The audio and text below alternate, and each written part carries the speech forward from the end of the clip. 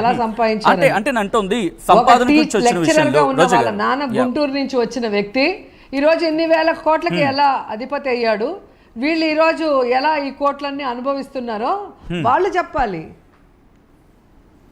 రాజకీయాల్లో ఇన్ని కోట్లు ఎలా వాళ్ళకి వచ్చే వాళ్ళు చెప్పాలి. నేను సినిమాలు చేశాను, కోట్లు సంపాదించాను, ఇప్పుడు మళ్ళీ షూటింగ్స్ చేస్తున్నాను. ఏ సినిమాకి ఎన్ని కోట్లు ఇస్తారు, ఏ షోకి ఎన్ని లక్షలు ఇస్తారో రిటర్న్గా ఉంది. నువ్వు చూపించు, నువ్వు ఏం మూటలు మోసినావు, నువ్వు ఏం నీ బుర్రతో బిజినెస్ చేసావు, నీ ఆస్తి ఎక్కడి నుంచి వచ్చింది, మీ అత్తగారింటి నుంచి వచ్చిందా, మీ అమ్మగారింటి నుంచి వచ్చిందా, వాళ్ళకి ఎలా వచ్చిందో చూపించు. నువ్వు చూపించాలి భానుప్రకాష్, నేను కాదు. నాది క్లియర్ కట్గా లెక్కలు ఉన్నాయి. బట్ మీరు అంటున్నారు క్లియర్ కట్ లెక్కలని, బట్ అదే క్లియర్ కట్ లెక్కల్లో ఆడదాం ఆంధ్రాలో భారీ స్కామ్ చేశారు అంటూ ఆరోపించడం జరుగుతోంది.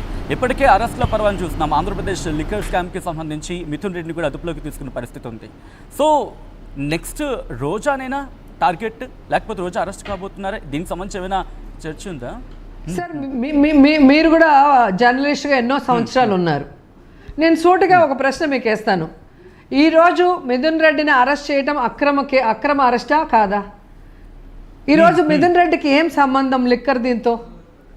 ఈరోజు జగన్మోహన్ రెడ్డి గారి ప్రభుత్వంలో మద్యాన్ని తక్కువగా ఉంచాలి, ప్రజలకు దూరంగా ఉంచాలి, పేద ప్రజల ఆరోగ్యం కానీ వాళ్ళ ఆర్థిక పరిస్థితిని మెరుగుపరచాలన్న ఆలోచనతో మద్యాన్ని గవర్నమెంట్ ఎలాగైతే తమిళనాడులో గవర్నమెంట్ అమ్ముతుందో ఆ విధంగా తీసుకురావడం జరిగింది.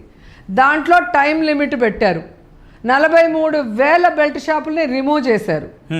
అలాగే పర్మిట్ రూమ్లను రిమూవ్ చేశారు. అలాగే 33% మద్యం షాపుల్ని తీసేశారు.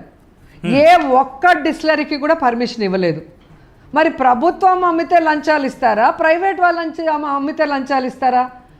ఈరోజు మీరు మళ్ళీ 43,000 బెల్ట్ షాపులు పైగా పెట్టి ఈరోజు 9% పైగా ఇన్కమ్ పెంచుకున్నారు. బట్ ఇక్కడ క్వశ్చన్ వస్తుంది రోజా గారు, ఏమంటే కనుక ఆల్రెడీ గతంలో మీరు అంత ప్రాపర్ గా వెళ్తున్నారు. చెప్పేది వినండి, ఈ మధ్యలో దూరి వాళ్ళకి సపోర్ట్ చేసే పనులు చేయొద్దండి. లేదు, ఎవరికి సపోర్ట్ లేదు. ఈరోజు డిస్టిలరీలు మొత్తము చంద్రబాబు నాయుడు పర్మిషన్ ఇచ్చినవి. ఆ డిస్టిలరీలకి మంచి చేసే విధంగా, వాళ్ళకి లాభాలు వచ్చే విధంగా, చంద్రబాబు నాయుడికి కమిషన్లు వచ్చే విధంగా ఈరోజు వాళ్ళు బెల్ట్ షాపులు విచ్చలవిడిగా ఓపెన్ చేయించారు. ఈరోజు వాళ్ళు రేట్లు పెంచుకునేలాగా చేశారు.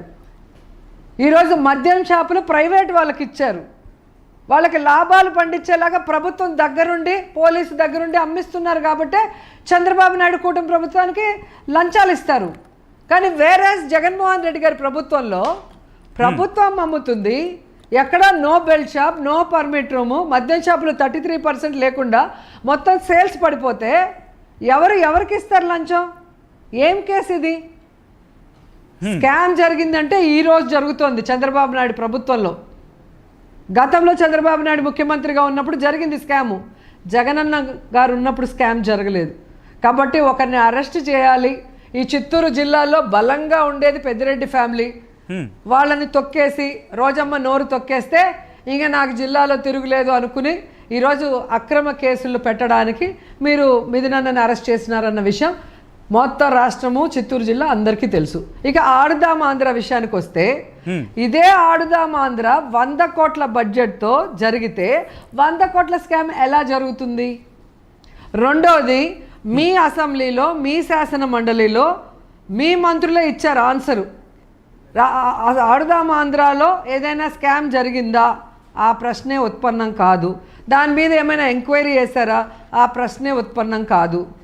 దాన్ని ఎలా వాళ్ళు ఉపయోగించారు? ఆ మనీ R&B టెండర్లు వేసింది, ప్రొక్యూర్ చేసింది, డబ్బులన్నీ 26 జిల్లాల కలెక్టర్లకు పంపిస్తే వాళ్ళు గేమ్స్ కండక్ట్ చేసి ప్రైజ్ మనీ ఇచ్చారు అని క్లియర్గా మీరే ఇచ్చి, ఈరోజు సంబంధమే లేని రోజాని, బైరెడ్డిని బాగా మాట్లాడతారు, గట్టిగా మాట్లాడతారని వాళ్ళని అరెస్ట్ చేస్తాం బెదిరిస్తున్నారా?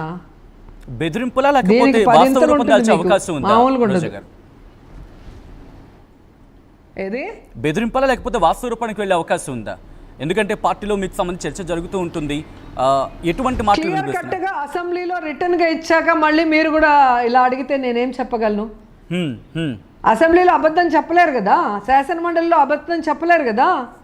కాబట్టి తప్పు జరగలేదని క్లియర్గా రిటర్న్గా ఒక మంత్రి ఇచ్చిన తర్వాత బయటకు వచ్చి పచ్చజానంలో పిచ్చి పిచ్చి మాటలు మాట్లాడుతూ బెదిరింపులు చేస్తూ తప్పుడు కేసులు పెడతాం తప్పుడు సాక్ష్యాలతో అంటే ఎవరు భయపడతారు? ఎందుకు భయపడాలి? రైట్.